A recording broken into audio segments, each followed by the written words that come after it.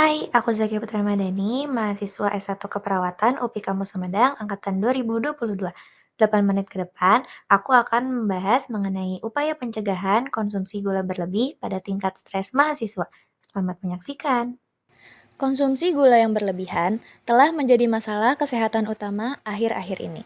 Masyarakat, terutama mahasiswa, saat ini sering tergiur dengan makanan dan minuman yang tinggi gula, seperti soft drink, dessert, dan makanan siap saji dengan tambahan gula. Akibatnya, konsumsi gula melebihi batas yang dianjurkan, yang berdampak buruk bagi kesehatan manusia. Konsumsi makanan atau minuman tinggi gula dapat meningkat ketika seseorang sedang mengalami stres. Hal ini dapat terjadi karena seseorang yang sedang dalam situasi stres seringkali mengalami perubahan pola makan. Jenis gula yang banyak terdapat pada sebagian besar makanan atau minuman olahan seperti sereal, kue, permen, dan minuman ringan adalah gula tambahan. Gula tambahan adalah gula yang ditambahkan pada makanan atau minuman untuk menambah cita rasa manis dan memperpanjang umur simpan. Menurut IDF, Indonesia menduduki peringkat kelima negara dengan jumlah diabetes terbanyak dengan 19,5 juta penderita di tahun 2021 dan diprediksi akan menjadi 28,6 juta pada tahun 2045. Persoalan ini menjadi perhatian dari Kementerian Kesehatan mengingat diabetes mellitus merupakan ibu dari segala penyakit. Diabetes sendiri adalah penyakit kronis yang memiliki gejala dengan tingginya kadar gula atau glukosa di dalam darah.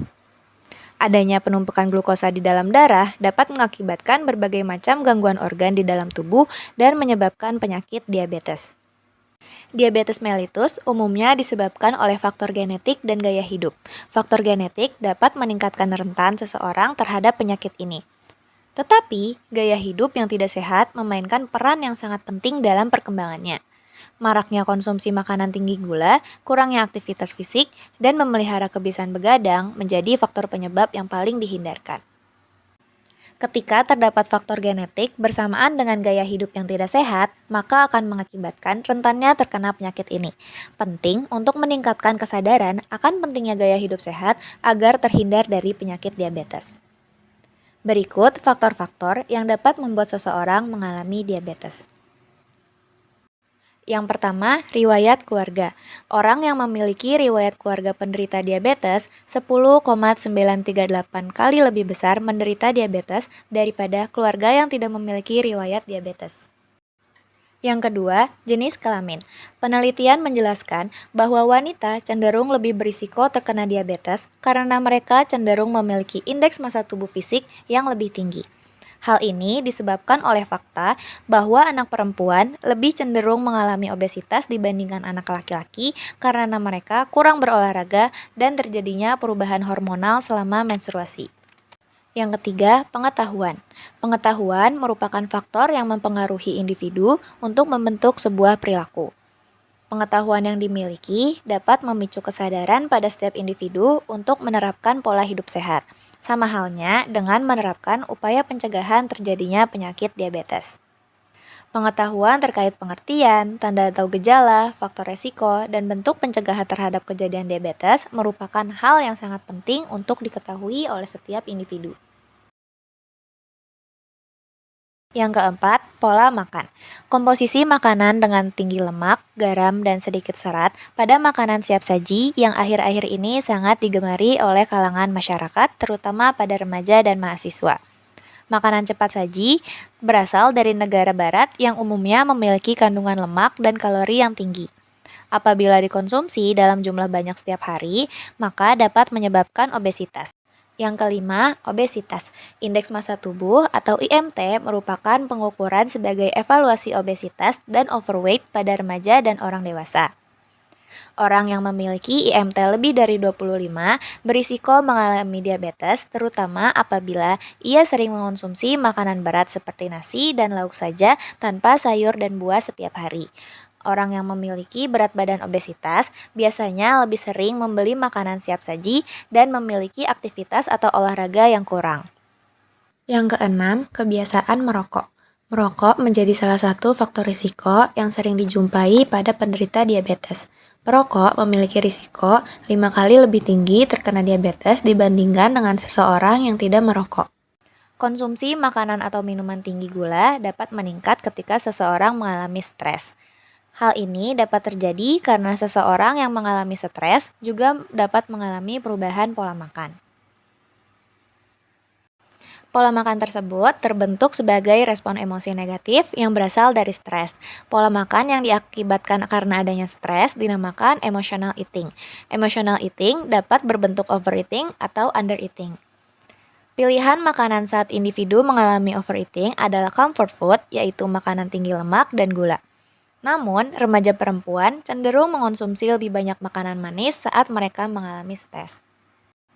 Salah satu cara yang dilakukan mahasiswa untuk menghadapi berbagai tekanan adalah dengan mengonsumsi makanan atau minuman comfort food seperti es krim, kue, coklat, kentang goreng, atau pizza. Sayangnya, tanpa disadari, hal ini justru memicu emotional eating yang jika tidak dikendalikan dapat meningkatkan asupan gula garam lemak atau GGL dan mampu memicu penyakit tidak menular atau PTM. Salah satunya adalah diabetes. Sebagian besar orang terasa sulit untuk membatasi penggunaan gula dalam makanan sehari-hari, terutama pada mahasiswa dalam menghadapi stres. Ada beberapa cara yang dapat dilakukan untuk mengurangi asupan gula setiap hari. Pertama, kurangi konsumsi makanan olahan yang mengandung gula, garam, dan lemak yang tinggi seperti camilan berupa biskuit, kue, dan lainnya. Mulailah dengan mengganti camilan tersebut dengan mengonsumsi makanan dalam bentuk yang asli seperti buah-buahan segar. Kedua, kurangi konsumsi makanan atau minuman yang memiliki gula tambahan dalam sajiannya, seperti yang bisa kita temukan pada minuman bersoda, permen, hingga jus buah yang diberikan pemanis tambahan. Ketiga, baca nilai informasi gizi dari setiap makanan atau bahan makanan yang Anda beli, sehingga Anda bisa menakarnya sesuai dengan anjuran. Keempat, rutin mengontrol asupan gula per hari dengan rutin melakukan pengecekan gula darah. Hal ini juga dapat membantu Anda untuk mengetahui reaksi tubuh saat mengonsumsi makanan sehingga tubuh bisa menyesuaikan diri dengan makanan yang disantap. Yang terakhir dan yang paling penting, mulailah hidup sehat. Di sini Anda bisa melakukan dasar dari gaya hidup sehat seperti beraktivitas fisik secara rutin, mengontrol porsi makan, beristirahat yang cukup, dan mengelola stres. Pada dasarnya, glukosa dibutuhkan oleh tubuh sebagai sumber energi utama. Namun, jika glukosa yang ada di dalam tubuh terlalu banyak, tubuh tidak akan mampu melakukan metabolisme glukosa dengan baik sehingga akan menumpuk di dalam darah. Mengonsumsi gula bukan hal yang harus dihilangkan, melainkan diatur dan dibatasi. Nah, sudah tahu kan upaya-upaya apa saja yang dapat kita lakukan dalam mencegah diabetes? Semoga video ini dapat bermanfaat bagi kalian. Bye-bye.